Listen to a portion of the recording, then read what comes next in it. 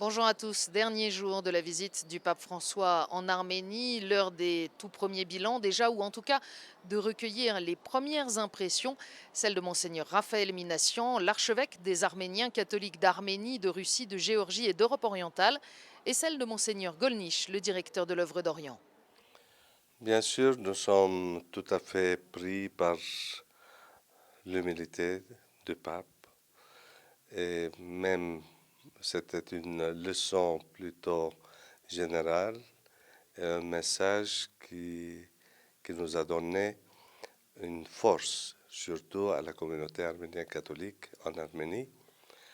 Eh bien, c'était une très profonde consolation à cette présence. Le pape, comme il l'avait déjà fait, il n'a pas manqué d'évoquer le génocide, évidemment, en venant ici, mais il a clairement souhaité qu'on ne regarde pas toujours en arrière et que c'est devant qu'il faut regarder.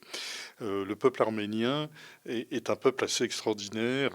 D'abord, il est présent dans de nombreux pays dans le monde et en même temps, il porte une double culture à travers la culture arménienne, version slave, Russie et autres, et version Moyen-Orient, Liban. Et donc, nous avons observé, si on regarde les choses avec un peu d'attention, la rencontre de ces deux principales composantes aujourd'hui du monde arménien, qui est une rencontre entre les Arméniens slaves et les Arméniens moyen-orientaux. Et par conséquent, il y a là un lien très fort qui est peut-être une mission pour les Arméniens aujourd'hui, d'unir les mondes et d'unir notamment ces deux mondes, le monde arabe et le monde slave.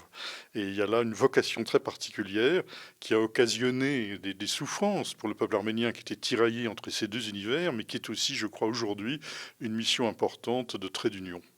Et à propos de trait d'union, après ce voyage, où en est la relation entre les deux églises, l'église apostolique arménienne et l'église catholique?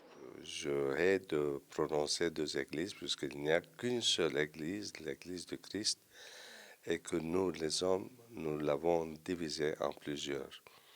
Et j'espère que cette visite et cette relation aimable que Sa Sainteté a montrée au patriarche arménien apostolique donnera un fruit très mûr et très bon. Tous les pas qui sont faits par le pape François et par ses prédécesseurs sont d'une importance immense pour la paix dans le monde, pour la communion des fidèles. En France, on s'en rend moins compte parce que, bon, on est beaucoup catholiques, même s'il y a aussi des protestants, des orthodoxes et d'autres, mais on ne se rend pas compte à quel point ces avancées œcuméniques sont essentielles dans de nombreux pays. Ce sont des questions vraiment névralgiques.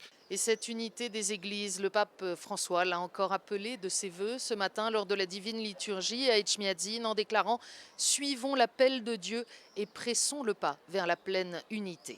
Reste encore une étape sur l'agenda du pape, la visite au monastère de Khor Virap, l'un des lieux les plus saints de l'église arménienne, au pied du mont Ararat, à la frontière avec la Turquie. Et puis ce sera la cérémonie de congé et le retour vers Rome. Les prochaines étapes sont bien sûr à suivre en direct sur KTO et ktotv.com.